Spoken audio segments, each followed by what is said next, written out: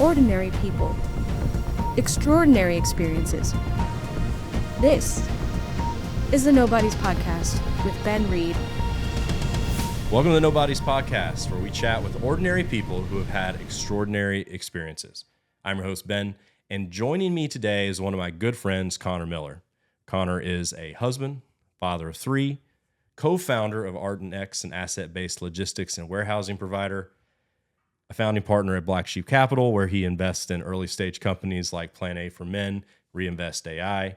He just recently founded a newsletter called Alpha Before It Prints, a platform focused on helping people understand how markets and business actually work before trends become obvious. And if that wasn't enough, founder of the Faithful Shepherd Project, a nonprofit that brings hope, healing, and opportunity to underserved communities by funding sustainable medical care, education, family support initiatives around the world. Connor, you're a busy man. I'm out of breath with that intro. How's it going? It's going great, man. I really appreciate it. I feel like it's hard to even live up to that intro. I don't really think I try to walk through my life and think of the accomplishments, but it's always great to hear it because it always reminds me how much that I couldn't do on my own and how much I really needed God in my life to be able to get to this point. Yeah, and I know we're going to get to all of that because you have a really remarkable story. But before that, because we'll be talking about a lot of like heavy kind of topics today, I want to start out with something a little more light. We're both recent girl dads. Yeah, man, it's been amazing. It's been totally different than the two boys. It's been an experience that it's really hard to compare it at all to the boys because it's something inside of your heart as a man that just changes when you know that there's this little girl in your life that is totally going to decide her future based off of the way you treat her and based off of the way that you treat her mother and based off of the way that she sees you interact in your home. And, for me, it's really almost an accountability check having a girl. It really made me just take a step back and really examine and audit, my behavior and take a look and change some things, Yeah. Obviously I don't have a boy. I've got a bunch of nephews, Yeah. Yep. But it's just a special relationship and I'm already smitten with Margot.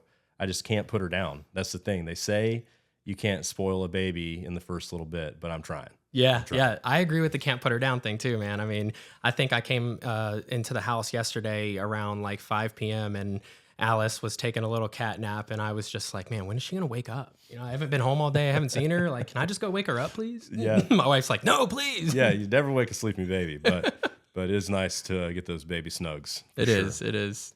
Like I mentioned, your story, it really is incredible. And you're actually one of the reasons why I wanted to do this podcast, because I feel like, what you shared with me during our time and our friendship, you've overcome, and we'll get into this like more specifically, but just kind of the overview. You overcome drug addiction, incarceration, all the way to co-founding and scaling a $100 million company, and then kind of walking that back some to be more present with your family recently.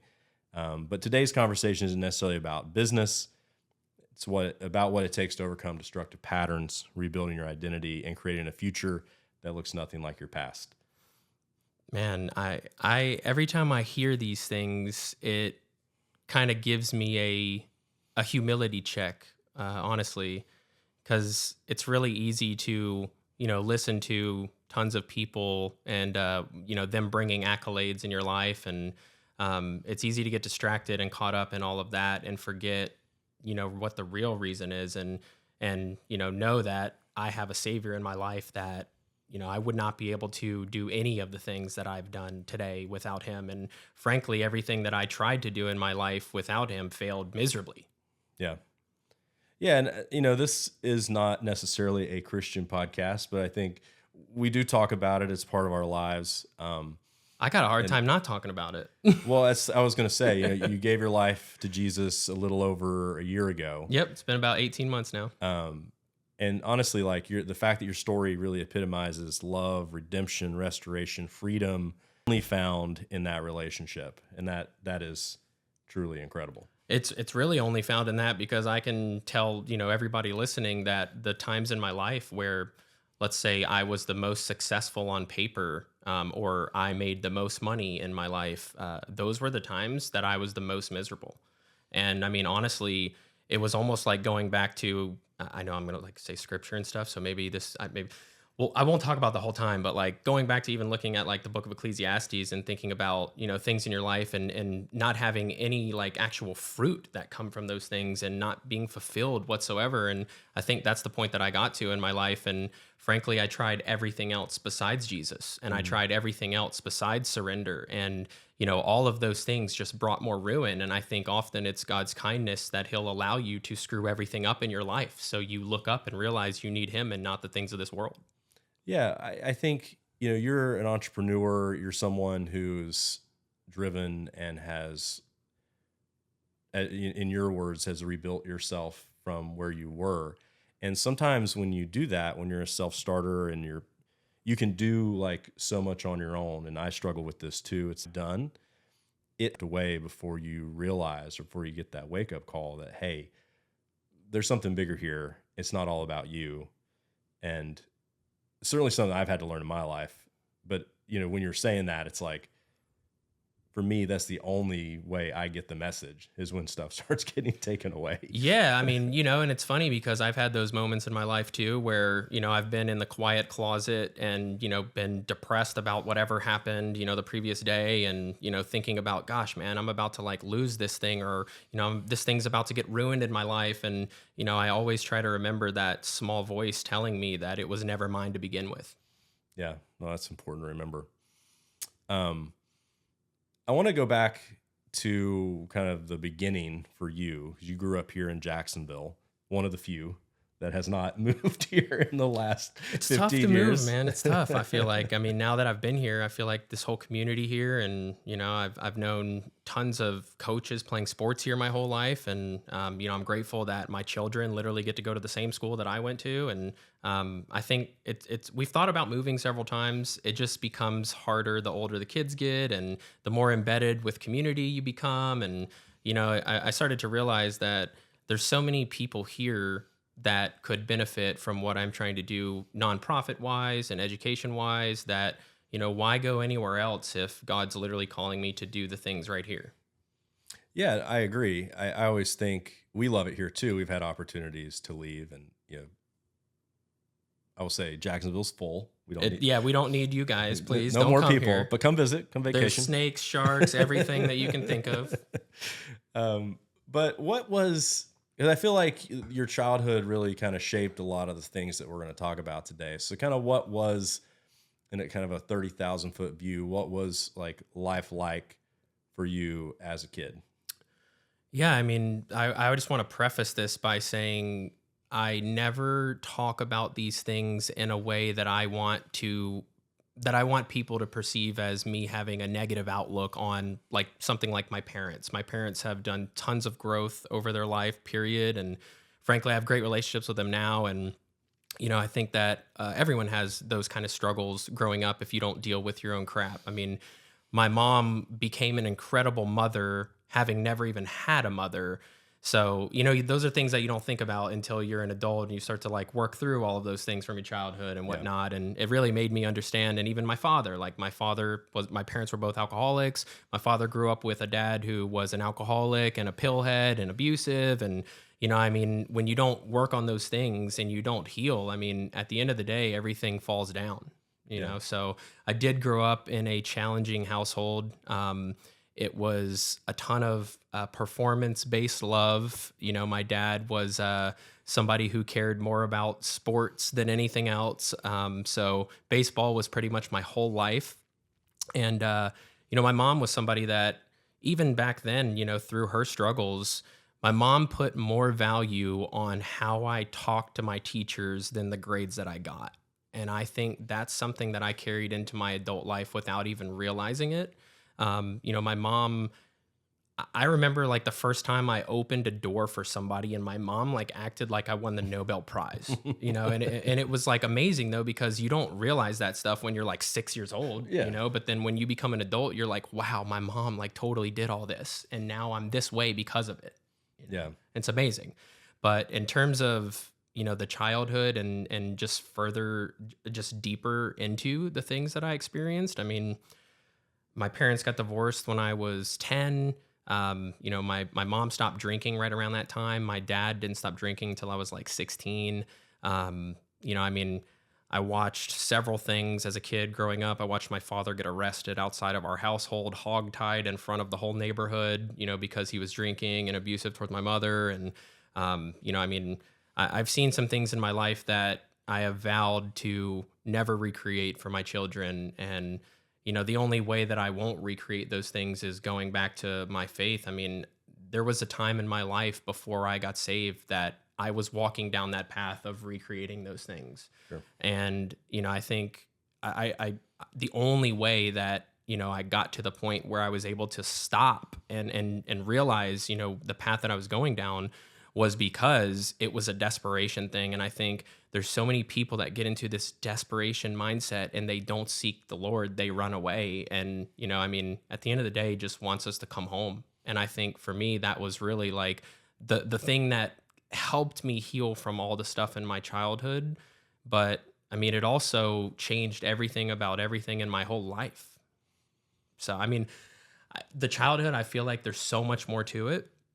I can tell you about any aspect of it that you really want to know, but there's definitely many layers. Sure. Well, I think you touched on a couple of things there. We can dissect a little bit. Usually when, there's like addiction in the family or some sort of like alcohol abuse or whatever, and I have it in my family as well. I feel like there's two ways to go. It's like the either mimic that behavior or you like run from it, like it's the plague. Yep. It's just like you want to get so far away from it. Like I was fortunate that like my parents kind of ran from it. So I wasn't necessarily as exposed to it, as I could have been. Sure. Some of my cousins were. I guess what was kind of, you're a kid, you're processing this, you're seeing these things happen.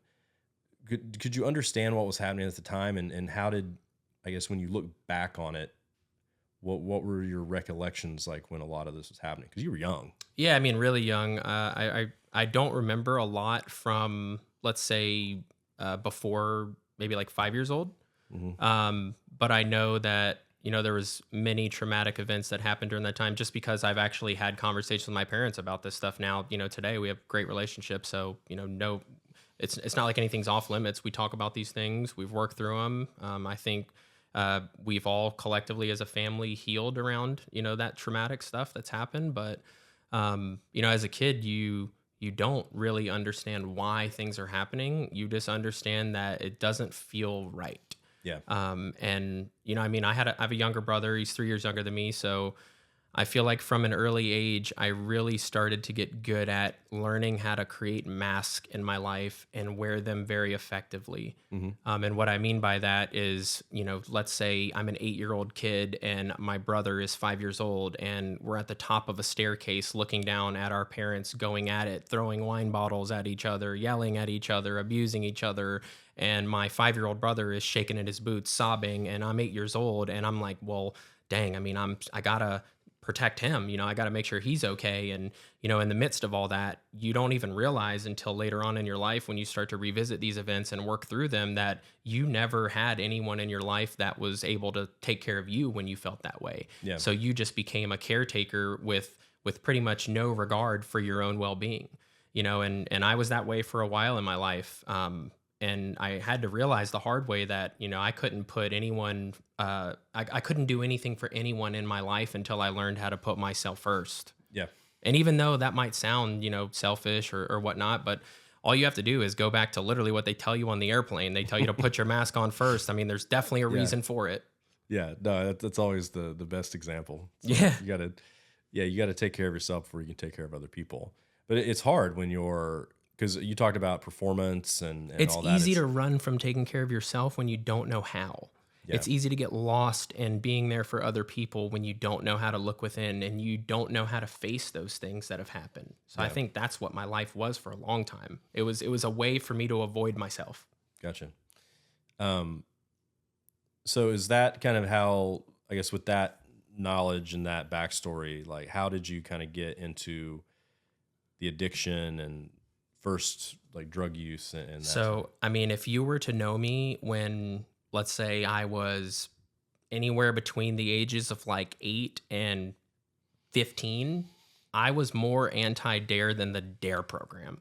Like, or more anti-drug than the DARE program. Like, dude, I mean, you remember like those things coming to our schools and everything, where it's like, I mean, remember the scrambled egg commercials when they were talking about pot when we were like kids and everything. But, I was like totally anti, didn't drink. I wasn't ever interested in drinking. I wasn't ever interested in drugs. I had seen what it had done to my family, and I had seen, the ruin that it had caused. And, I just didn't want anything to do with it. But what changed all of that was when I got injured in, what was it, my sophomore year? Yeah, my sophomore year of high school. I had just moved to a new school, and the baseball coach at that school was my travel ball baseball coach, from the time I was like 7 or 8 years old. So I had known him my whole life. I was like super excited for a new opportunity, and it was great because that school was going to be a better feed into going to like a D1 college or eventually maybe even going into the draft. So, I think I said earlier that my life as a kid, most of it was pretty much just baseball. It was like, that was all we did. Every summer, I mean, we were probably home for like 2 weeks out of the whole summer. Yeah. We were traveling everywhere for baseball. So was that the escape for you? Like, yeah, it was the only escape. Home? Yeah. It was the only escape I had because, I didn't really know how to like sit by myself. One, because it was scary. And I didn't really understand my own thoughts or trauma that I was experiencing at that time. So, having a collective group of people that we played a game that was incredibly fun to me and challenging and just hit like everything that I would want it to in terms of, what I like in my life, it became the only escape where, the times in my life that I can even remember as a kid, man, where I felt the best were like literally standing on second after you hit a double, in a clutch situation or something like that, right? And, it made me feel better about how I felt at home because, whenever I performed well, it was like my dad loved me so much more. Even though I know he loved me, it was just different when I performed. Yeah.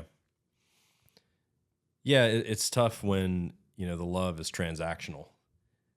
I don't know how, I feel like I've experienced that not with sports necessarily, but like with grades or whatever. And so, but it's hard. Like, I don't know, like I didn't grow up in necessarily like an affluent background. Like we didn't have a lot of resources, as they say. So for me, it was always like, I have to do this or I'm not going to get out of here. Yeah. And I don't know if that was something that it's like, was baseball like the ticket to get out of baseball? My happening? Whole life was the ticket to where I would have a new life. Yeah. Yeah. 100%. So when the injury happened, it was very easy for me to succumb to a victim mindset. Mm-hmm. It was very easy for me to feel as if the only thing that I had ever truly cared about and wanted out of my life had just been taken away. And, it was like I had never hung out with certain crowds before, but misery loves company. And it was very easy in those times for me to start hanging around with the wrong people because, I couldn't practice. So what's the point of me hitting balls in the cage like I used to for 2 hours after practice every day? Well, I can't anymore. So I guess I'm going to go hang out at this kid's house where everybody smokes pot and does drugs, And it sounded like a great idea at the time, but definitely so didn't. It wasn't end up being like necessarily like, it wasn't like, because you talked to a lot of folks that addiction starts with like the pain meds. Well, so that's, yes. Let's go back to the pain meds first, because that's what started the peak of the interest of like hanging around with that crowd. Mm-hmm. So, that was the first time I had ever taken painkillers or anything. I had never had a major surgery before that. I had never, had anything that would have required a doctor to prescribe me painkillers. So, when that started, I loved the way that it made me feel. I loved that it was the one thing that I had ever experienced that it kind of just like washed away. It was almost like somebody just put like a warm blanket of comfort over me. Oh, yeah. And I didn't care about anything. I didn't care about the fact that I couldn't play sports. I didn't care about, the fact that I thought my life was over at that time. It was just like, well, I'm just going through the motions here, and I'm glad that I don't have to feel anything. Yeah. I know my wife would just having a kid. She's like, oh, as soon as she takes that pain, it just washes over you. Yeah, It's such that's a good what feeling. it is. Because she was like, I can see how people get addicted to this stuff. That's the way that I describe, how it was when I was, I guess, graduated. But when I started using heroin, I mean, that's how it was. I tell everybody, it felt like somebody just literally would throw a warm brown blanket over you. And it's almost as if you were a bear that was going into hibernation and you didn't have to worry about anything for the next 6 months. Yeah.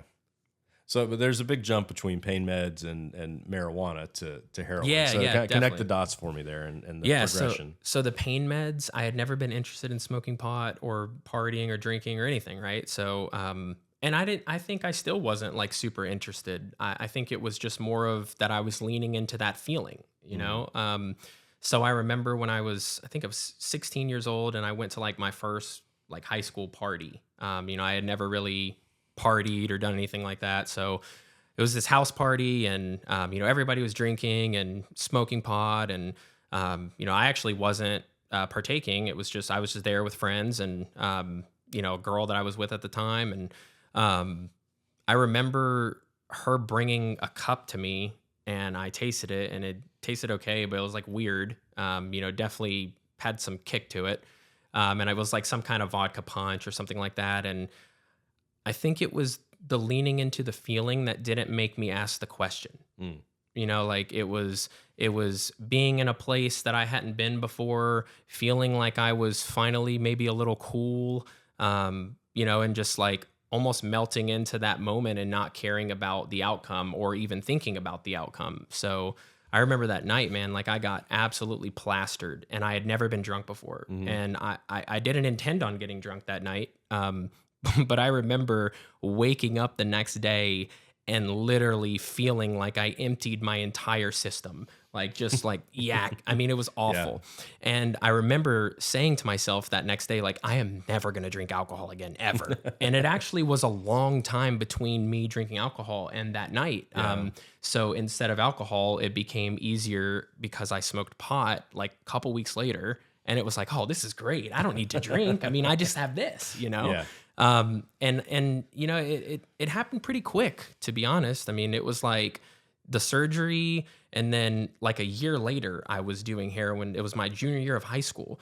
So it became this cycle of guilt and shame and, just a victim mentality. And it got to the point where I just started not caring about what would be the negative outcome of things. It was like, oh, well, we'll just deal with that if it happens. And, who really cares anyways? It's not like I have a great future ahead of me as it is.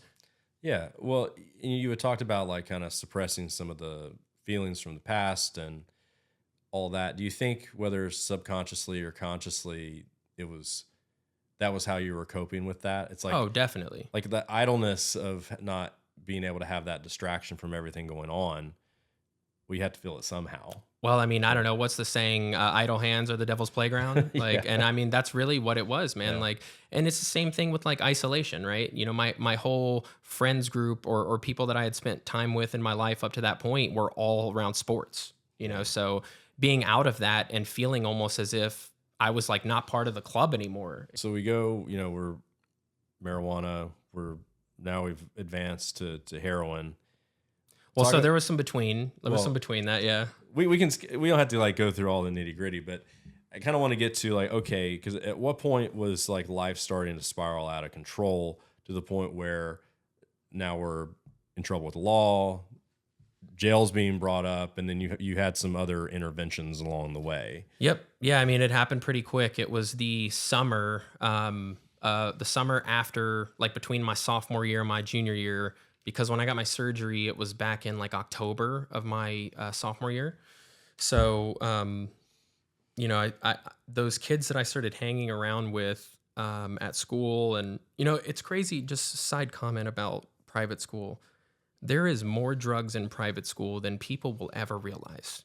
And frankly, or private Christian school. Private Christian school. Yeah. Yeah. And I mean, well, so I know I said my kids go to the school that I went to. They're going to a different school. I switched a bunch of schools when I was a kid, so it's not the one that I'm talking about now. And not all of them are like that. No, But no, just because you go to a private school or a private Christian school doesn't mean you're not going to be,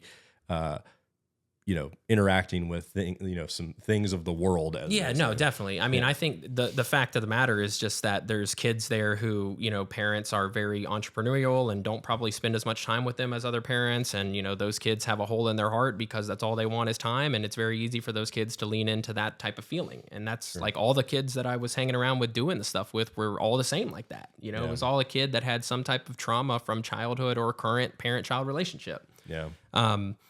So yeah, I mean, it was my summer of sophomore going into junior, and that was when I started to do like Xanax and some Roxys and Oxys, and I started to take Adderall. I mean, it was almost like during that time, anyone that was around me that had anything, I was just willing to try it, right? And that's what led into eventually starting using heroin.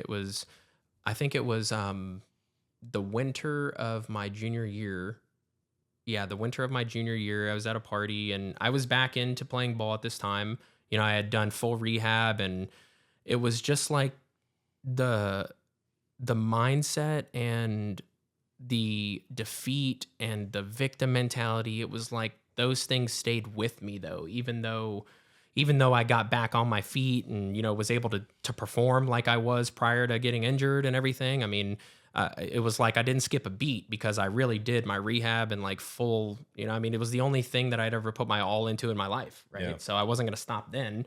But it became apparent when, I started actually playing that season, which was that following spring, that I was somebody that had really like gone way far off the wagon. It was apparent to my coaches, everybody. So when I first started using it was just at a party, and there's people there. When you're at a house party, you can barely see 2 feet in front of you because there's so many people in high school, and there's a corner of people smoking pot over there, and then there's people drinking and doing keg stands over there, and then you got guys in the corner over there that are sniffing stuff, and then you got a guy and you're like, well, I know that guy. And that was a kid that I had hung out with, that was part of that crowd. And I remember walking over and he was shooting up, and I was like, this is like, I've never seen anyone do this, and it was like, I'm not doing that. My initial reaction was not curiosity. My initial reaction was like, there's no way I'm ever going to do that. Yeah. That was the vow that I made to myself. But literally like a couple weeks later, I was at a party and something had happened at my house that night. At this time, my parents were already divorced. My childhood home got foreclosed on because my dad's company that he was like trying to build at that time pretty much went out of business. And my mom, we were living with my mom, me and my brother in a little apartment, and something had happened that day where it just, I don't even remember what it was, but it was something that made me feel like it wasn't even worth it to try in life. Yeah. There was a lot of those moments in my life. And I remember going to that party that night and seeing the same kid and, being like, man, I wonder like what that feels like, and I remember seeing him actually inject himself and do the act, and was like, it looked as if he didn't care about anything. Yeah. It looked like, man, what would it be like if I could just feel like that for a little bit, and not even thinking about all the dangers and potentially overdosing and never have done that stuff. Like, so it's just something that doesn't even cross your mind, to be honest, when you're in that mindset. So that night I actually let him inject me. And that was the first time ever that I used heroin. And it was like the next day, all I could think about was either one, I'm going to get some pills today, either two, I'm going to talk to that kid and see if he's got any more of that. Like it was very rapid acceleration from, like I'm never going to do that to give me some more of that. Yeah. And it happened so quickly.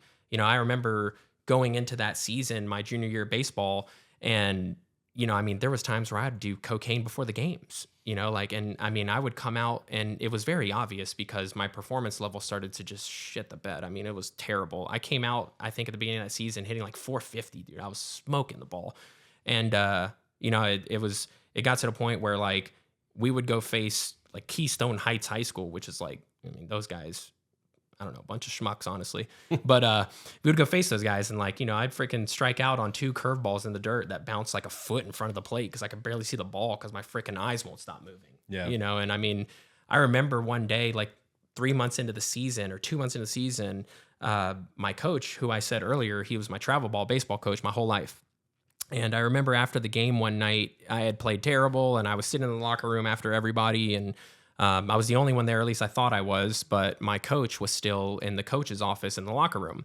And I remember he was walking out of the locker room, and he was walking past me, and this guy is like 6'7", so he's huge, like massive dude. And he looks over, and I'm sitting in the locker room still, and he's like, "What are you doing here?" And I'm just sitting there like, "Well, I'm just sitting." And I'll never forget this. He dropped all the stuff that he had and asked me to come back into his office. And I'm like, oh, great. Like, I already feel like shit. Now I'm about to go back here and, get unleashed on. And I remember walking into his office, and he was sitting in his chair, and he got up from his chair, and he grabbed me by the shirt and yanked me up. And there was tears in his eyes. And he looked at me and he goes, "Do you not realize this is your fucking life?" And I was sitting there like, I mean, dude, I'm 17 years old. I'm like, but I didn't realize at that time how much he cared about me. Yeah. And like how much, I mean, he had been somebody who had seen my dad show up to games drunk my whole life, make a fool of himself, my parents abusing each other. Like, he had been around since I was 7, 8 years old. So he had known all that stuff. And I remember that day, and I didn't change my ways after that, but I will say that there was some times in my life where I was at the lowest of lows when I was trying to think about, who in my life do I have that even gives a shit? And it was always him that would come up in my mind that would make me feel like, man, what would he feel like if I died? It just made it almost like me feeling like somebody actually believed that I could become something, and I didn't feel like I had that feeling much. So was that like some sort of a wake-up call, or were you just kind of too far gone at that point? I think I was too far gone at that point, but I still I have an incredible relationship with him still. We still talk all the time. I mean, eventually my kids are probably going to get lessons from him. I mean, it's amazing to even think that you have people in your life that care about you that much, that you don't even realize how much you really appreciate it until you're at the point where you do have a clear head and you're like, man, I mean, I'm so grateful that God put these people in my life and I didn't even know it. Yeah. So yeah, I mean, it wasn't a wake-up call, but I go back to that just because it's something that I try to hang on to even today. I mean, life is challenging. It's not like everything always goes my way. And, I mean, there's things where, I feel like I have to be a firefighter and put out a bunch of fires and whatnot. But, I always go back to the fact that even in the times where I didn't believe in myself at all, even in the times where I thought that I was nothing, God still believed in me all of those times and still was guiding my path with his hand on my life. Yeah. Well, I think there was one instance that you had kind of talked to me about.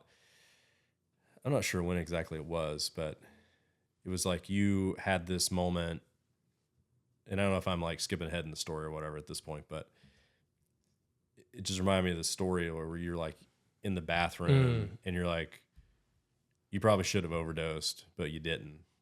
Yeah, I mean, I was overdosing when that happened.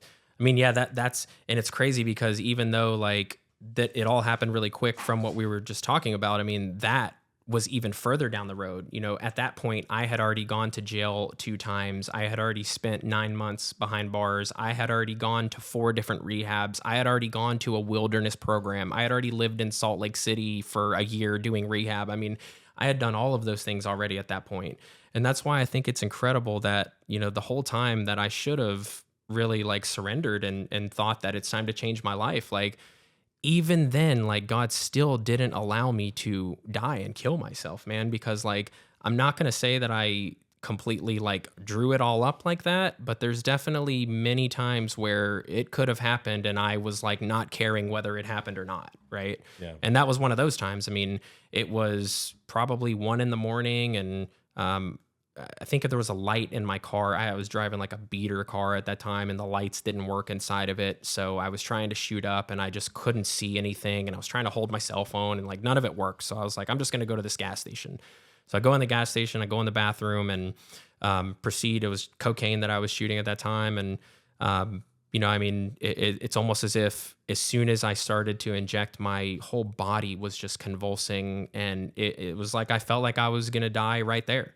And I remember like not fainting, but like almost like losing control of like my legs and just falling to the floor. But in the process of falling to the floor, I hit my head on like the upper deck area of the toilet.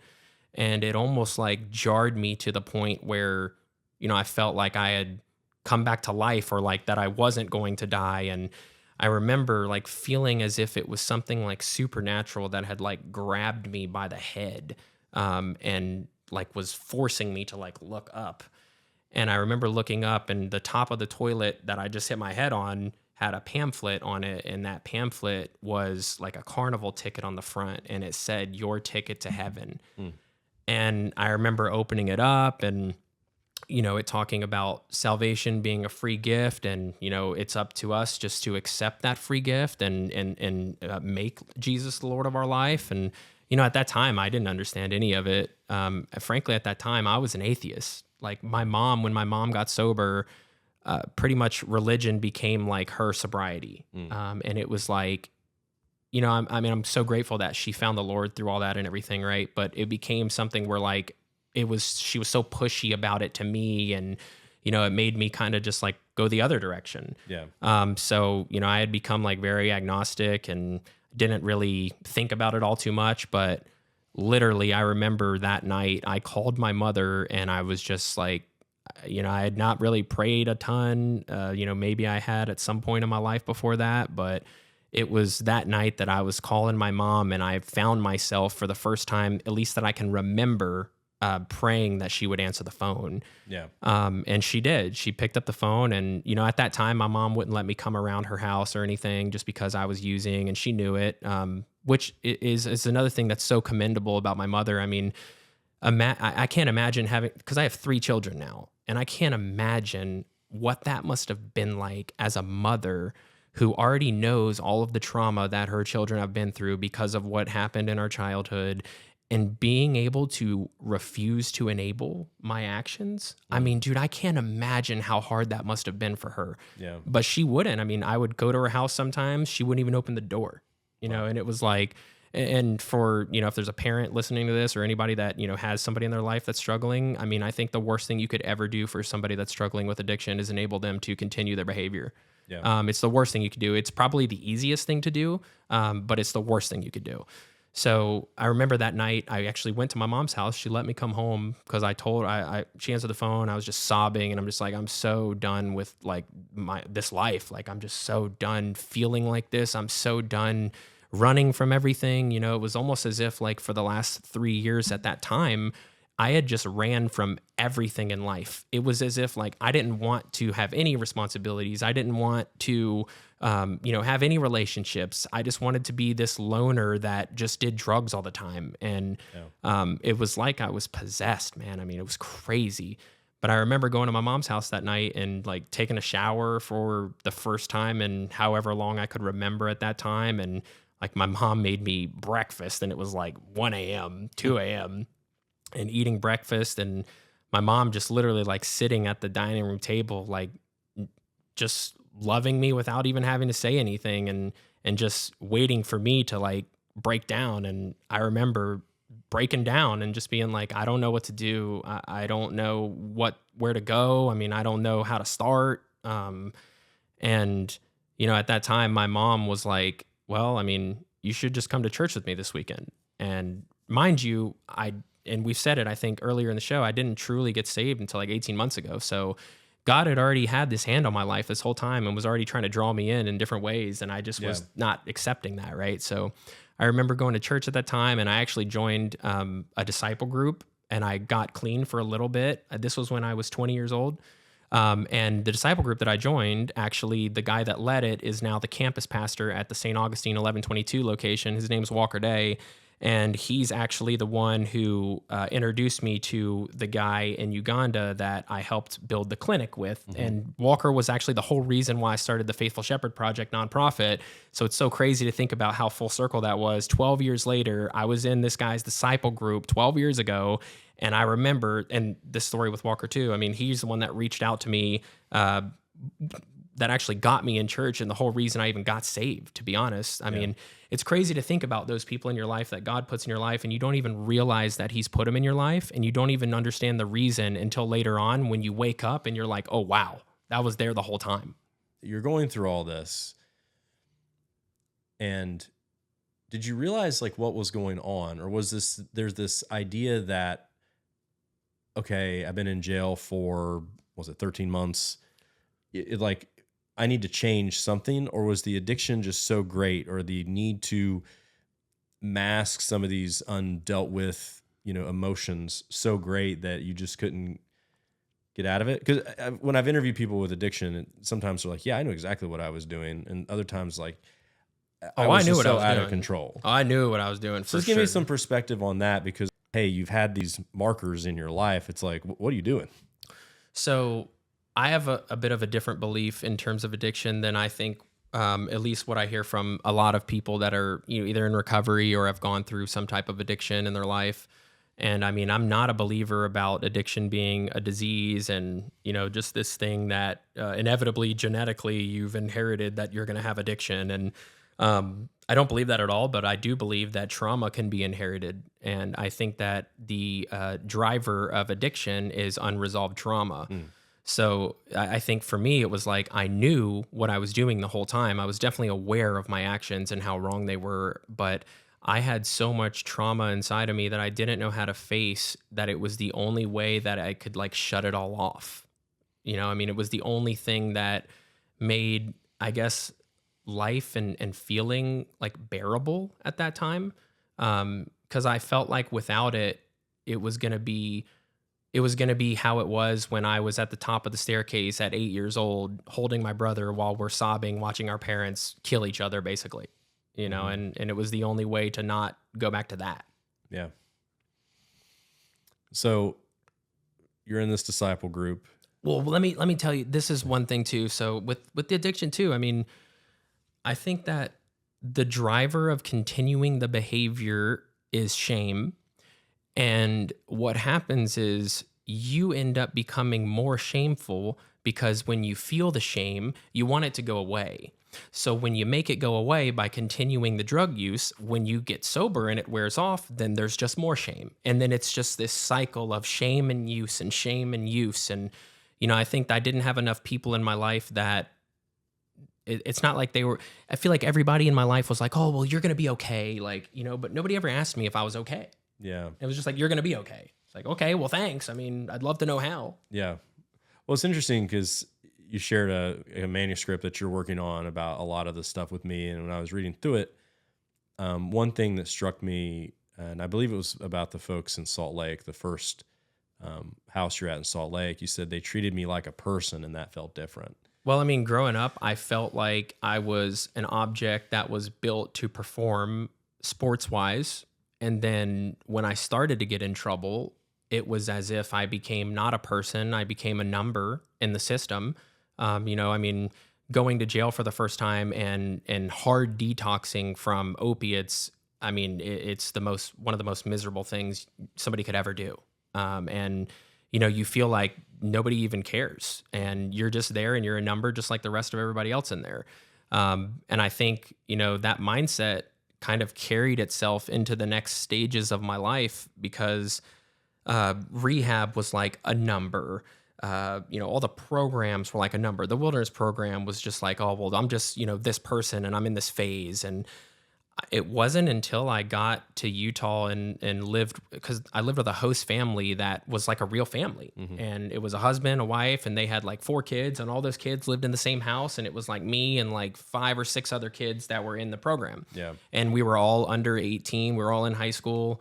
So it was like, I mean, dude, it was really like the first time I ever felt like I experienced what I would have wanted to have in a home. Yeah. And I never knew what that was like. So it was just totally different, and it felt like so much love, and it was just something that I had never experienced before. Yeah. Did that scare you? No, I don't think it scared me, but I do think that I got to the point where I started to feel like a lot of responsibility to those people. Meaning like it was the first time that somebody like treated me like that throughout getting in trouble and these struggles that I was going through. And it was almost as if the feeling of, owing them something kind of became a lot for me. Because I had never really felt like that before. And I had never really felt like there was somebody in my life that I even should care about that much, and it was like these people welcomed me into their home and they loved me unconditionally and they treated me as if I was their own son. And I mean, there was times where like they should have been way less than happy with me still because I wasn't a saint by any means. But like it was the first time I experienced tough love that was true love. Like I remember my chore every single week. We had to do chores in the house, and mine was always cleaning the van. And the van was like, the van that everybody goes to meetings in and like all this stuff. And it was just like, oh man, that van was such a mess. It was awful.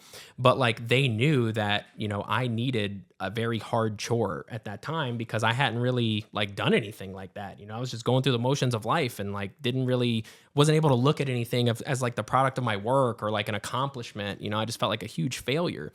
So it was great that they still made me do the hardest job. And then I always had to shovel the snow too. That was my job, shoveling snow and cleaning the van. And I never realized why they did that until later on in my life. And I still communicate with the host family that was my host family. Like we talk on Facebook all the time. Yeah. They love pictures of my kids. And, it's just amazing to know that somebody can really like love you that much and still understand the things that are good for you, like in a healthy way, in a tough way. So why did they do it? Why did they make you do that? You said you figured it out years later. They did that because I was the type of person that thought, I thought I was a lot smarter than I was. I thought I was a lot smarter than I was. And I thought that, I was good at being able to talk my way out of things. I was good at being able to like flip the script in situations and get my way. And, it just became very apparent to me living in that house that there was just not going to be an option. Like there was not going to be an option for me to get my way. Like there was not going to be an option to talk out or switch or trade this chore with somebody else. Like, dude, when I was in jail, it was like great. I didn't like so much stuff and I was just like trade my food and everything. You just become like a dealer almost. And I felt like I could do that with everything in my life almost. But it was very apparent that I could not do that in that house. And I realized later on they did that because somebody had to teach me that. Nobody was at that point. Nobody up until then. It was just like, people were too afraid to like, get hands-on with me because it was as if I was like this leper that had gone through all this crap in my life. Yeah. Yeah. I want to move on, but I guess the last question was it hard to accept that? The love?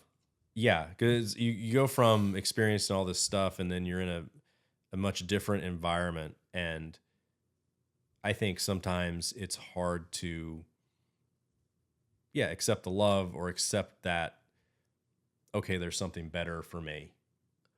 Yeah, I think it's more of that last part. It's not necessarily that I felt like it was hard to accept, but I felt like I didn't deserve it. Okay, yeah. Yeah, and I think that was that's what could have made it, challenging to accept. Because I still felt like, the biggest POS in the world, man. Like I still felt like I felt like the scum of the earth then, man. Like, so it was just crazy that somebody even loved me at all. So I think that was the hard part. Yeah. It is amazing to me.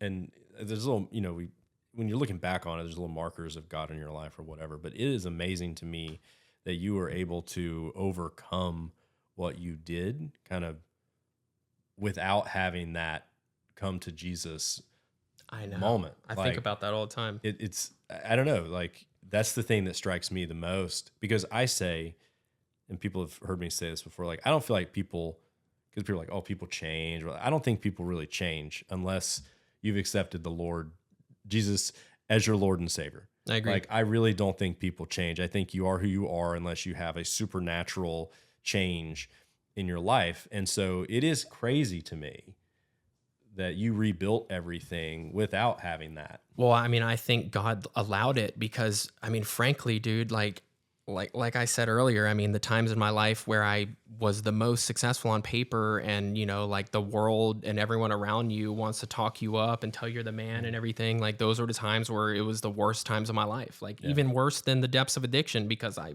felt meaningless. Like everything felt like, what is this all even for? And I think that he allowed all of that to happen, because if I had, let's say, started living my life with him at the center, back then, well, then what happens? And I end up getting to that point at some point, probably in the future, where, I get all of that success and, I don't know how to handle it. And I mean, I'm assuming that probably still happens at some point, right? So I think for me, I'm glad that it did happen, prior to me leaning into that, because I don't know that I would have truly leaned in like I have, because I think it would have been like kind of what I was talking about earlier. Like I was always somebody that was looking for the easy way out. I was always somebody that was looking to negotiate, or like, I mean, And like, there was just no way for me to do that when I, finally got saved, because everything that I was trying to do in my life was crashing. Like everything that I was trying to build was not working. I mean, like my marriage was awful. I felt like a terrible father. I mean, it was a point where I was just like, I don't know what to do. And obviously I don't have the answer, and I'm not doing any of the right things. So, and I think that was really like why all of it happened, because it was such a place of desperation. And I don't know that I would have ever had that desperation if that didn't happen that way. Yeah. Yeah. Cause it's the point where like, okay, I've overcome this. I've gotten everything I thought I ever wanted, and it's like still not enough. Oh, it wasn't even close to enough. It was all like, I thought I would feel a way different. And then it got to the point where I was like, wow, this is just like nothing. I still feel the exact same. Yeah. Like the exact same, and if not even worse. Yeah. So we're kind of taking this in chronological order, so I want to get back to that. But tell me about, okay, so you have this moment in the gas station, you call your mom, you're getting in a disciple group. So at what point did you kind of say, okay, I've overcome the addiction and now I'm kind of moving on with... Oh no, dude, I went back after that. Yeah. So kind of what point, again, we don't have to like get super in the weeds here, but... So the, like kind of what you said when you were talking about like that, come to Jesus moment, right? I had so many of those, but that never ended with me coming to Jesus, right? Like it just ended with me being like, oh, well, glad I didn't happen this time. And it was like, well, I guess I'm going to keep on trucking, and who knows if it happens. Right. It was more of that thing. And even at those times, like I wasn't, there's a lot of people that bargain with God when they first like become a Christian. It's like, oh, well, if you get me out of this one, I'll never do this again. And it's like, I wasn't even doing that. I just didn't even care. Yeah.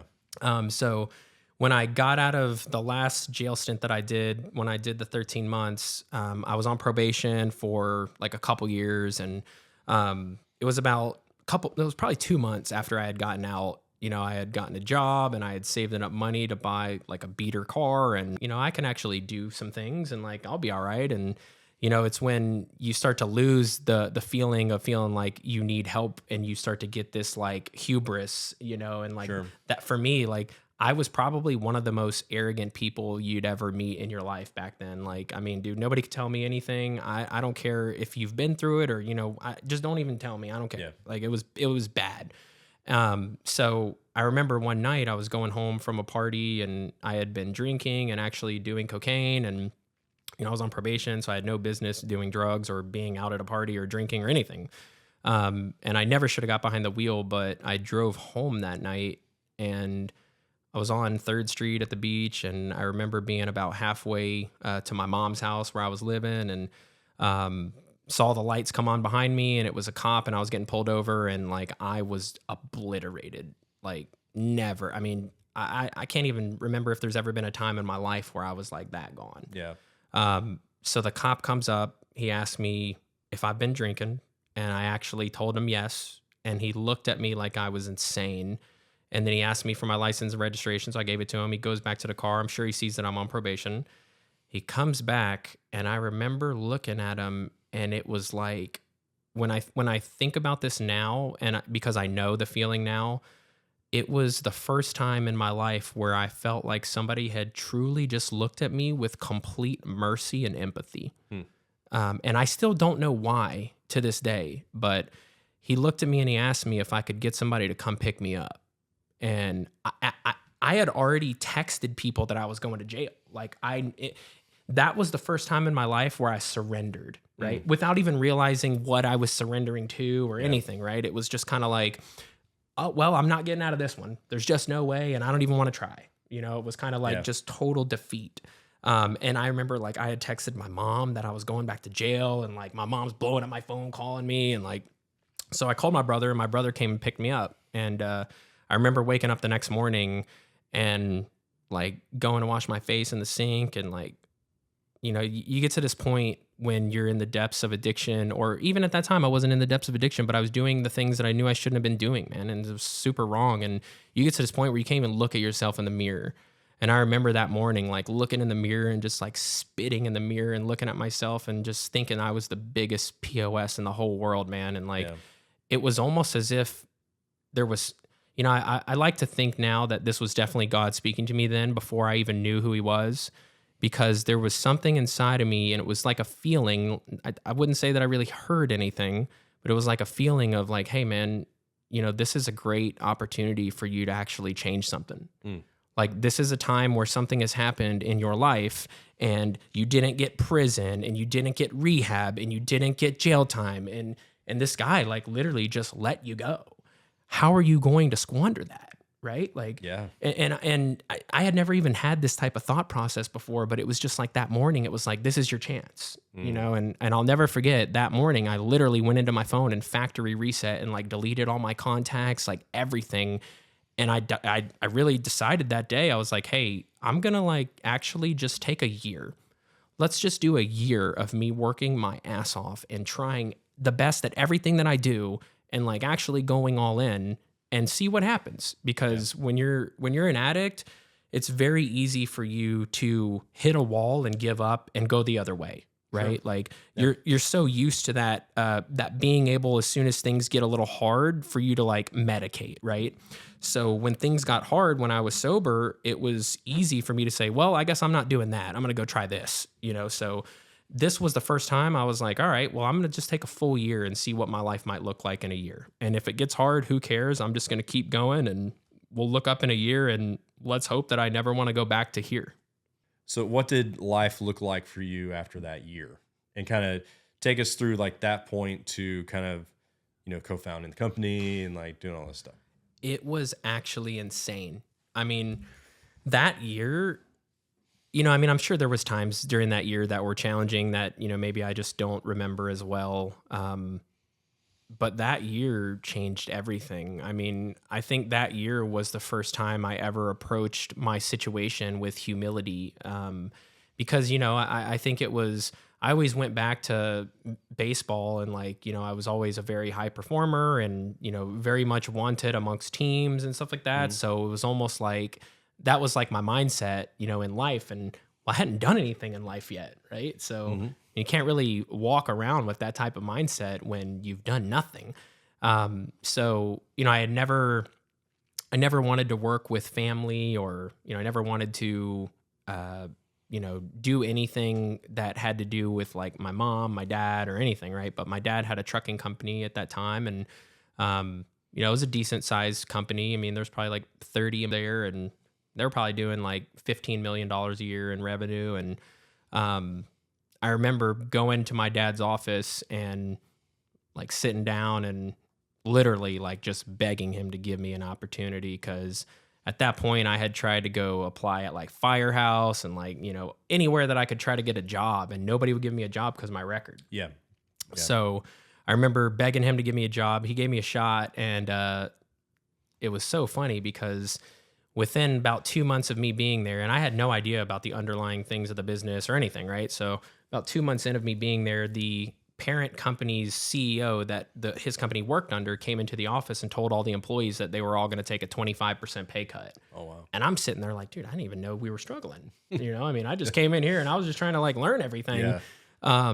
So I remember my dad that day, it was probably the first time in my life that I had ever seen him look like worried. You know, my dad's always been somebody that's really good at playing the part, you know, and I think that's kind of where I got that from in my life early on.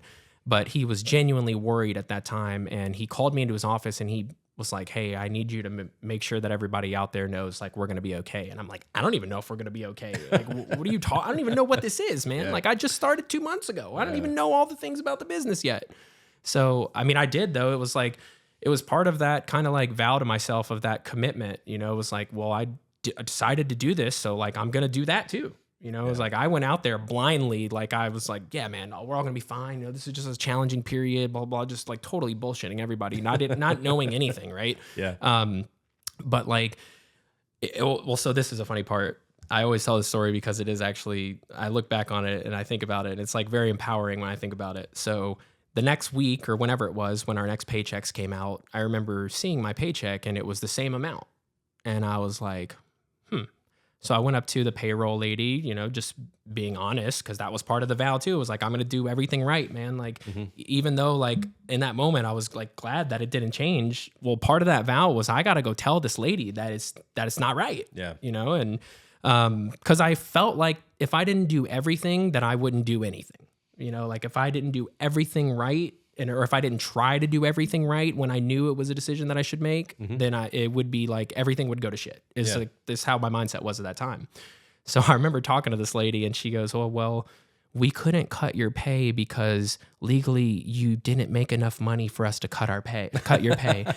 And so I always go back to that story because it was amazing to think of that time, like, dang, everybody took a 25% pay cut and I was already on a pay that was too low to be able to take the dang pay cut. But that's just a little context into like how my dad is. My dad is very much the type of person where like his kids, if he's the coach, good luck if you're his kid. Like, or if he's, you know, somebody that's in charge and you're his kid and you're part of the program or the team, he's going to treat you worse than everybody else on purpose. Like that's just his MO. So yeah, man, I mean, it was like, it was a shock to me because I had, you know, never done anything business wise or anything like that. So, I mean, I truly learned the business over that first like couple years and I worked in every single department and, you know, got to the point where my dad at that time was really just like depressed, man. Like he was going through it. The business was been struggling for so many years. I mean, basically had been, you know, like almost like defeated at that time. And I had never really like seen my dad like that. After he got sober from drinking, I hadn't really seen him like that. So it was just kind of different. And it made me start to think like, dang, maybe this is a good opportunity. You know, like, I mean, I think anybody in business or I think opportunist gets a negative connotation. I think you can be an opportunist in a good way. So like, I kind of sees that as like, this is my opportunity to get my dad's trust back, one, because I knew I didn't deserve it at that time, but it was also a chance for me to like actually, you know, pay my dad back for all of the crap that I had put my parents through and, you know, the money that I'm sure that they spent on lawyers and the money that I'm sure that they spent on these rehab programs. And, you know, I mean, I don't even know the amount. We've never talked about it. It wasn't something that was relevant to them. You know, it was like, hey, we'll do anything we have to make sure that our kid doesn't kill himself, essentially. But it was like, okay, I'm going to lean into this. I'm going to learn, you know, every aspect of the business and I'm going to make him realize that I'm here to help. And, you know, eventually he'll trust me. And that was a very long process because he didn't for a long time. I mean, my dad was like Bobby Knight in The Office. Like, you want to talk about throwing chairs, and I've seen my dad punch a hole through a computer screen. Like, I mean, I'm talking, yeah, dude, this is some crazy stuff.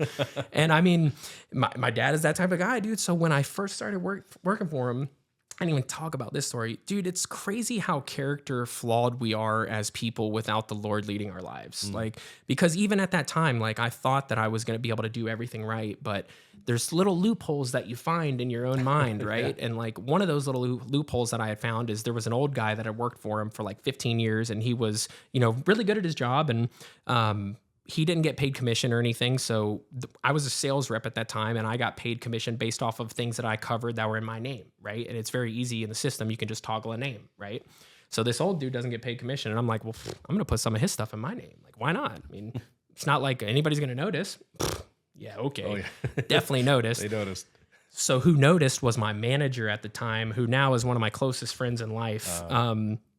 And I think I respected him so much at that time because people were always afraid to like call me out for some reason. Like, I still don't even know why. Like, But he was the boss's kid. Like people. Well, I people get that a part. weird For this vibe. situation, yeah, like I totally get that part. So he actually called me into my dad's office, and my dad didn't know anything. He called me in there to have the meeting and tell him what I was doing. Yeah. Like not out of, spite or anything, but just out of pure dedication and loyalty to the business, right?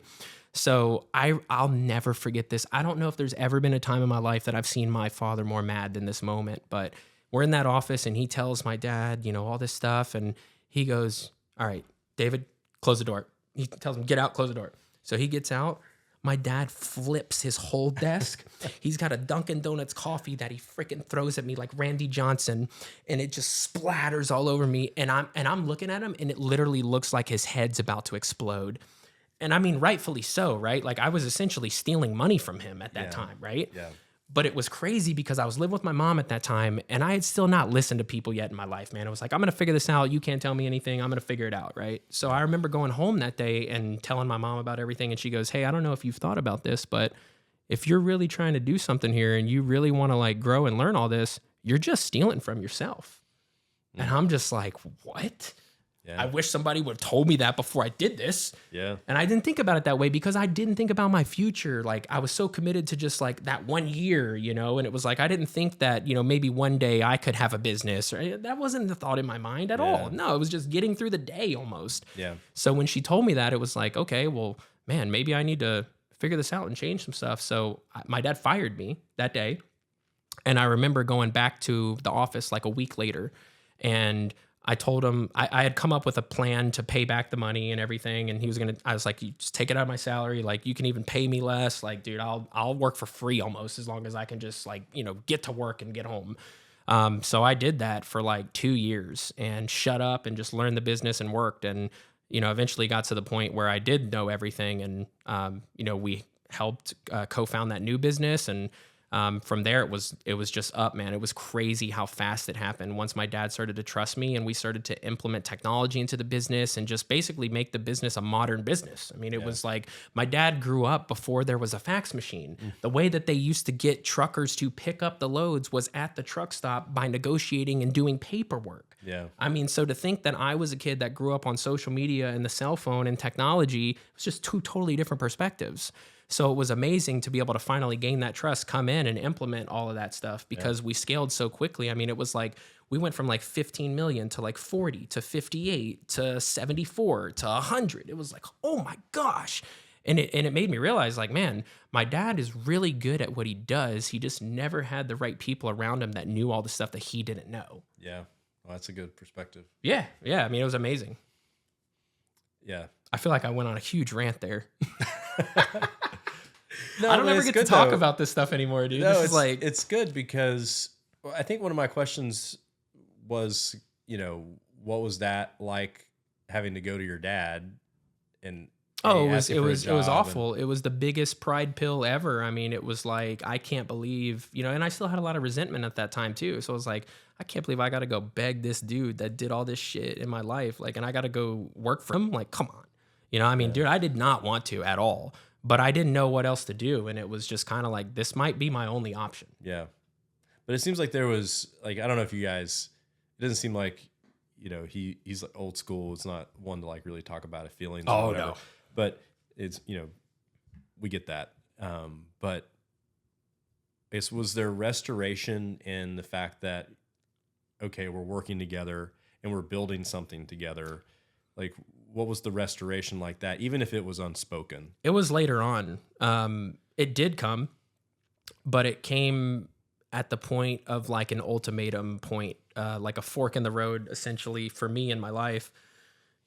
This was after we had already crossed doing like, I think we did like 58 million this year that I'm talking about when all this happened. And we had moved into a new office. We had hired, more people. And I think from when I started at the company, only like 4 people of like the 30 plus that worked there when I started were even there anymore. Mm-hmm. So like totally gutted the whole business and rebuilt it like from the ground up. But my dad didn't like know any of those things about the people because he was just like so checked out in the business and didn't realize he had like a bunch of schmucks in the office. So we finally got rid of those guys. And, I think it was really like it was a humility wake up call for me when I realized this might be the only option that I have in my life. And like, I got here because of this attitude that I have right now, you know? And it was like, if I want something different and I'm going to commit myself to do this year, well, then I can't be the same person. Sure. And I can't do the same things or act the same way. So, I mean, yeah, it was like, it was a humbling experience. I'll put it that way. Yeah. And I feel like I might have not answered the question you just asked. No, I think you did. It's just, oh, the restoration. Yeah. All right. So the restoration. So when we got to that point where we had the company up to that scale, it was time for my dad to give me more autonomy. And, you know, there was a lot of things that I wanted to change in the business, and, you know, he just wasn't set on changing those things. And, we started arguing bad. Like, I remember there was a day where like we almost got in a fist fight in front of all the employees. Like, dude, it was bad. I mean, the kid that I was telling you about that held me accountable, you know, years before this, he was the kid that dragged me out of the office when I was about to beat the crap out of my dad, dude. Yeah, I mean, it was so bad because, you know, my dad's a very strong-willed individual, and I mean, frankly, like he didn't even go to high school. My dad dropped out of school in 8th grade. So like, if you look at grit in the thesaurus, there's probably a picture of my dad. Yeah. You know, I mean, it's crazy, man. So it's very hard for somebody like that to relinquish control, right? Sure. And to just trust that somebody's there to help him. He had been screwed over by so many people in his life and was just very jaded, right? But it got to a point where I was like, man, I'm not going to live the rest of my life like this. This was like 5 years in, maybe. And I think I had just had Brody, or I was about to have him. And I was also like, man, I'm having a child, and it makes you start thinking about the relationship that you have with your parents. Like, that's what it made me start thinking about. And it was like, if somebody asked me the question today, do I have a good relationship with my father? The answer would be no. And it's not because I don't want one. It's because I just don't know how. And I don't know that he knows how either. Sure. You know, and like, it's a weird thing to realize, like, you just don't know how to have a relationship with your own parent, you know, but then you realize there's so much trauma from your parents' lives that they never healed from. And then that came into your life and you haven't healed from it yet. And there's just a whole bunch of storm, you know? Yeah. So I remember going to my dad and essentially giving him an ultimatum at that time. You know, at that time I had learned so much about the business that it was very easy for me to go do something else and take a couple of the people and like do my own thing. But I didn't want to do that. It wasn't my first choice. My first choice was to continue to help my dad, like, have, you know, a legacy, and be there. And like I said before, you know, I thought this was like how I pay my parents back, you know, for all the crap that I put them through and what they've done for me. Yeah. And I remember going to him and saying, hey man, look, we are obviously not on the same page with a lot of things. And, you know, while I would love for us to keep doing this, it's been great the last few years. I'm just not sure that I can continue to walk into the office every day and be in this tug of war and feel like this every day when I leave, you know? And I was like, there's a lot of things that you have changed in your life, but there's a lot of things that you still need to change. I know there's things that I have to work on, but, you know, collectively, if we can't get on the same page, this ain't going to work. Yeah. And I remember even telling him, look, man, like, if you don't find a way to change some of this stuff, like trauma from his life that he hadn't healed from, it's like, I'm not sure that I really want you around my kids, man. Like, you know, and not in like a mean way or anything, but just like in a realization that I was having in my life at that time, where it was like, how do I make sure that I am very, very cognizant about not recreating my childhood and my kids' lives? So that was like the way that I thought at that time. It was like, well, I mean, I just can't have them around it, you know, and I didn't know any other way. But I remember him that day looking at me like, what are you talking about? Like, no, what do you mean? Like, of course I'm going to see my grandkids. I'm like, oh, okay. Well, I mean, you might think that now. But my ultimatum was, because at that point I had been going to counseling for probably like 3 years. Gotcha. And like, that was my secular version of healing. And it did help a lot. Like, I worked through a lot of trauma and a lot of things in my life, you know, but you don't completely heal all the insides, right? Like, you just process the things. Yeah. You can communicate it better. Exactly. words to it. Well, and it makes you understand why you do what you do and why you feel what you feel. And, you know, it's a self-discovery walk is what I try to tell people. I try to tell people that this analogy is, I love using this for therapy. It's like there's a parent and a child and they're putting a puzzle together, and the child has all the wrong pieces. And the therapist, all he does is tell the child that he has all of the wrong pieces. And then he helps them find the right pieces. He doesn't tell them, this is what you should do, that's what you should do. No, it's a self-discovery journey where they help you find the right pieces to put the puzzle together. Yeah. And I love using that analogy because I think, you know, it's been a lot better lately in the last few years. I think therapy is not nearly as like demonized as it used to be. It's like very leaned into nowadays. Yep. But I also, I got another take on therapy we'll go into another time. It's definitely enabling. But so anyways, my ultimatum to my dad was, hey, we're going to go to therapy together every week until we figure this out. Oh, wow. And we're going to go to the same therapist that I've been going to, because like that therapist knew everything that I had talked to him about, my childhood. Like I thought to myself, it's the only way that I can get my dad into a room where he'll be quiet for long enough to at least consider that somebody else might have a point. So did he go? He went. Very, very begrudgingly.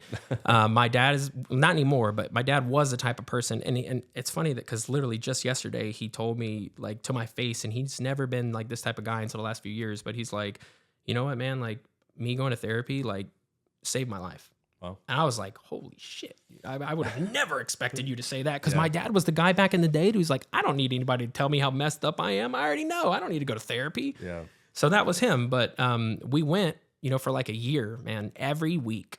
And it became like an incredible healing experience for the both of us. Yeah. You know, because there's so many feelings that you don't understand how to communicate. And there's people when they might have these preconceived dispositions of things, and like, you know, it's very easy to get into a disagreement because, you know, somebody has insecurities and the other person doesn't know how to communicate the feeling. And it's very hard, I think, without that intermediary that, you know, can rise above those things and look at it objectively.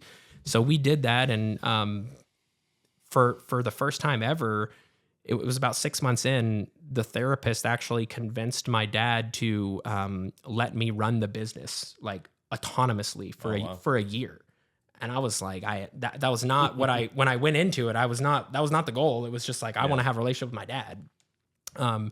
We were building a new warehouse at that time. So, you know, somebody had to do all of that stuff, right? So my dad went and did all that stuff, and then I ran the business for a year. And that was when it became apparent to me that like the way that I like to do things worked really well, and I just never had the opportunity to do them. So after that year, it was time for me to be like, all right, look, I need to either one, get some skin in the game here, or two, we need to co-found a joint venture where like I actually do have skin in the game and ownership. So we ended up doing that. That's where ArdentX came from. The company used to be called United Transport Services. But I thought that was like the most boring and horrid name ever. And ardent means passionate, fervent, wholehearted. And I feel like that kind of like encompassed, you know, who we were as a team. Yeah. So it was really cool to be able to go down that path. And even though we built a successful business, it was great that throughout that, because there's one of two things. You can build a successful business and lose yourself, or you could build a successful business and lean into all of the struggles and communicate those things and grow from them as a person. Yeah. You know, and I think that's what me and my dad were able to do together, which was great. Our time is running out. You're a busy guy. You got a lot to do. I want to talk about your everything we've talked to has kind of led to, I guess, your salvation experience. So I think there was a lot going on in your personal life that kind of led into that and was the impetus for you kind of finally breaking down and saying, okay, I give it up. So I guess in our short truncated time, and I hate that we're having to truncate it a little bit, but just kind of tell that part of the story and share that experience. Yeah. I mean, there was a point in my life where I felt like I was untouchable, where I felt like just because I had accomplished some things that, you know, it made me the man essentially. And I was traveling a lot for business at that time, and when you're somebody who's in a leadership role and, your stuff's all over the internet and people know of you, but they don't know you. And, it's very easy to lean into that like feeling of like, love and belonging and accolades and like all that stuff. Right. So, it was, I want to say like 2 summers ago or something like that. But, I had been on a business trip and I was unfaithful to my wife. And, it really, at that time, it was like, I felt like I had healed all of myself on the surface, but never gone deep enough to truly heal the brokenness. And, I didn't know what a good marriage was like. I didn't know what it was like to have God in our home and in our marriage. And it was very easy for me to slip into that temptation. And by the grace of God, like I say this all the time to people, man, I mean, sometimes getting caught is the best thing that can happen to you in your life, no matter what it is, right? Like if you're doing something that you know is wrong and you get away with it, you start to do more things. Sure. And you start to think you can get away with anything, right? And I think I had done so much in my life that I had kind of like got away with. I mean, I didn't die after overdosing several times. And I'm like, yeah, man, I mean, it was very easy for me to lean back into that, right? And I got caught, and I remember like a panic feeling, like a feeling of like, oh, wow, like I didn't even realize that this could happen, and it was like, I didn't know what else to do in my life, where else to turn. I had one child at that time, and my wife was pregnant with our second son. And it was like all of the walls came crashing down in my life in that moment. And, I didn't go to church at that time. I didn't know the Lord. I knew about him and who he was. And, I knew about Christianity. And, but I had never actually like built a personal relationship or really like leaned into it. And I remember thinking to myself, like, I don't know what to do right now. Like, I mean, I didn't want to go talk to my parents, I mean, what are they going to tell me? They literally went through all the same crap that I'm going through right now, and, my friend who was somebody who is a really great friend of mine now, but at that time was just an acquaintance, Walker, who was the head of the disciple group that I was in. He sent me and this is how I know this is God. Like, there's just no doubt in my mind that God had his hand on the events of what occurred in this process, because he messaged me literally the same day I got caught. He sent me a Facebook message out of the blue. Haven't talked to him in 10 years. And in the moment, I don't realize all of this stuff, right? Like, I'm just trying to figure out what do I need to do, like, to fix this, That was all I cared about, was I got to fix this, And he was like, there's no way to fix this right now. He's like, the only thing that you can do that you have control over is you can bring your family to church and make sure that, it's a non-negotiable, and, the rest will start to follow, but you have to start with that. So Grace didn't want to go to church at that time. She grew up Catholic and knew all about the fire and brimstone God and not the mercy part. And I remember I started going to church by myself, and I'll never forget being there on a Thursday night. And I remember walking into the building that night, and it was either the same night or like right after all of this stuff happened, and walking in and feeling like I just totally didn't belong. Like, I remember walking in and being like, man, I should just turn around right now. And then in worship, at 11:22, like, I mean, they worship there, dude. Like, so everybody's like into it and like, hands up. And I'm just like, this is like a little much, man. Yeah. Like, and I remember being like, I can't do that, and it was almost as if that night was the first time I had ever like truly experienced the presence of God.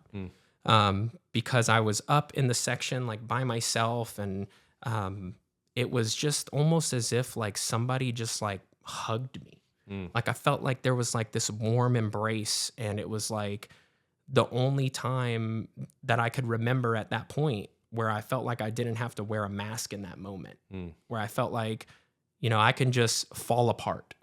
And I had never felt like I could fall apart because it started even as early as my childhood with being 8 years old and watching what was going on downstairs. And my brother's 5 years old, and I know I can't fall apart because he's falling apart. Yeah. And then it just became something that I carried into my life. And that was the first night where like I fell apart, man. And I remember just like sobbing the whole service and like hearing the stuff and being like, oh my goodness, I don't even know why I'm feeling like this. And I remember going home that night and, well, so before this was the night that I actually like surrendered my life.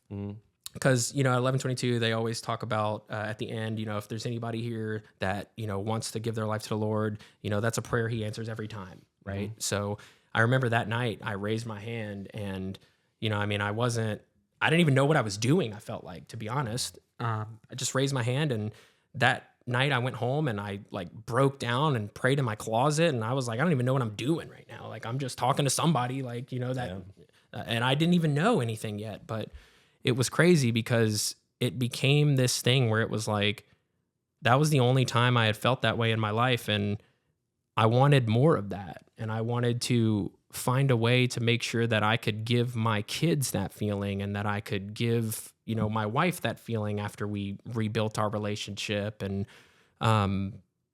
it became a thing in my life where I was like, if I don't do this, man, I don't think I'm going to have a life. Like I don't think I'm going to be able, I've tried everything else. Well, not the life you want. Yeah. I mean, exactly. I had tried everything else, besides God. And it was like time to come home finally, Yeah. Well, it's interesting. I don't know if you meant to do this or not, but you used the same terminology when you're sitting up there. You said, I felt like a warm blanket came over me. It's the did, same, dude. I same did. Oh, you mean in the book? From the drugs. No, you were saying yeah. It was the same. Dude, it seems like it was the same feeling. It is. Yeah. It is. Well, it's the same feeling, and one of them is such a lie. It's such a false sense, and it's the same feeling, but it's a different feeling because it's not just a comfort thing.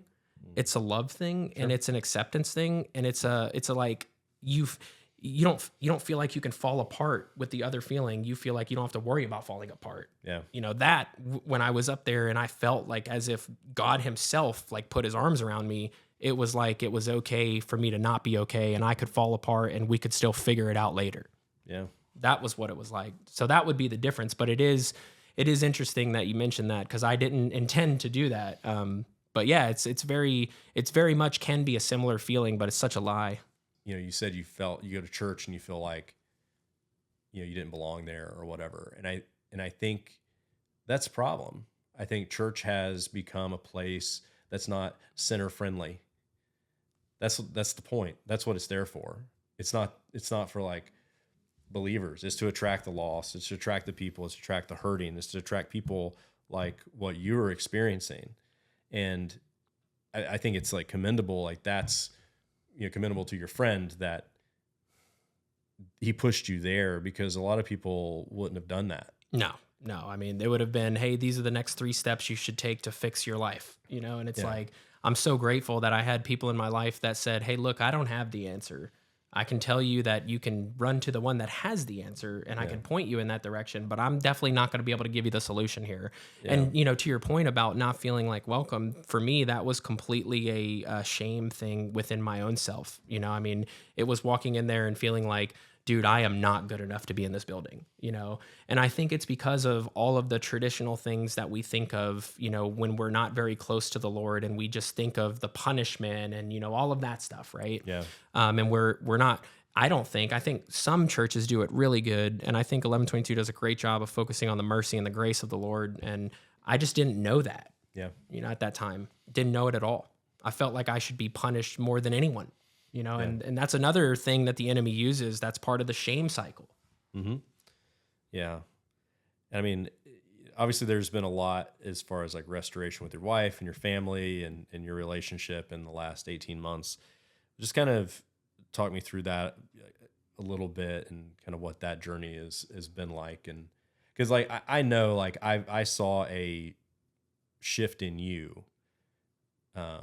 I don't know when it was, but we hadn't seen each other for a little bit. And then I didn't think you told me what happened, but it was kind of like, I noticed, maybe it was that charity golf tournament we did. Like I noticed there was something different about you and everything. And then I think later on you kind of told me what was happening, because that wasn't like really the place. But yeah, just talk me through that restoration, because like, I know you were touched. I know your life is different and your life changed. Yeah, I mean, it was a process where I realized that I had to forget everything I thought I knew about everything, and it was like you're walking into almost, I mean, really it is a completely new life with like, a clean slate, in terms of how you are in your relationship with the Lord. And I think at that point I had never really been okay with getting deep enough into like my friendships or my relationships. And I think part of what you're talking about too is like, for me, the conversations just started to be different. It just started to be like, I don't even give a shit to talk about like whatever you guys are talking about over there. Like, it's just not interesting, and it started to become like, I still think I'm a baby Christian. Like, I'm still, it's like 18 months. I mean, that's nothing, but I think to myself, like, it's become my barometer and like who I become friends with and like who I spend my time around. And, it's something that I lead with now instead of it being like an afterthought. And I think that's what started to change, the whole restoration was built around that. It was built around knowing that I'm not going to be able to fix this. Yeah. It was built around knowing that like, I know, how bad I screwed up, and I know like that, there's grace and mercy in the Lord, and that, I can repent and be forgiven for those things. But that doesn't mean that, I didn't create the pain in the life of my family, and that was what was hard for me to understand or not understand, but it was just hard for me to walk through, because this, when you're somebody who runs a business or you're involved in like a high performing team, like a lot of times you can just like try harder and like, you'll just get a better result. Yeah. And like with what I was dealing with at that point, it was like, I couldn't try harder. The harder I tried, the more it was like, oh, well, you're just doing this because, you messed up, so it had to be like a patience thing. I would say that I'm not the most patient person, and that's been really part of this whole sanctification process. And then it's like a gentle kindness thing. I mean, this too, man. Like when you're running a high performing team or you're in that leadership role, like, I mean, most of the time it's no BS, most of the time is like, hey man, I don't even want to hear why, we just got to get it done, and like, that was the mindset I had in my marriage, which is a terrible mindset. Like, I mean, not really how that works. Yeah, no, not at all. I mean, your marriage is not a performance team. Your marriage is like, it's not a job. I mean, it's totally different. It's separated completely from that. It's a holy thing, and I didn't even know what it was like to be a good husband. I mean, I didn't know, I had never seen that. I didn't have many examples of that in my life. And for me, it was such a humility. And I think all of this process was such a humility thing for me, because it made me realize like, dang, dude, you don't know any of this. Like, and you don't know how to fix it. And you don't even know what the next step is. Like, and I'm used to knowing all that. And like, that's okay. Yeah, for sure. That's the point. But I didn't feel like it was okay, because in every other part of my life, people come to me and I know the answer. Yes. So it was crazy to not have the answer. Yeah. And it was a very humbling process to have to go to the Lord and be like, dude, what am I supposed to do here? Yeah. Like, and not even get an answer at first. That's the hardest part. Most of the time you don't. Yeah. Well, and I agree. But what I started to realize is there was people that he put in my life where the answers lied within those relationships and those people and the things that they had told me, or the situation that they had walked through, that they had told me how they walked through it. And like, I just wasn't paying attention to any of those things. Yeah. It was almost like my whole mindset was, how can I drop this into ChatGPT and it can tell me the next 3 steps to fix it? And that's just not the mindset to go into with your marriage at all. And that's the hardest part, like as a high performer or someone who is independent and does things on their own like that. And I struggle with that too. It's the 2 things that I feel like I struggle with a lot of things, but the 2 main things would be like the pride, the arrogance of, hey, I can do this on my own. But then also of, just the submission part of it, and just being okay with not knowing the answer. That's hard. It's incredibly hard. I mean, and it goes back to the entrepreneurship part. The relinquishing of control is very challenging.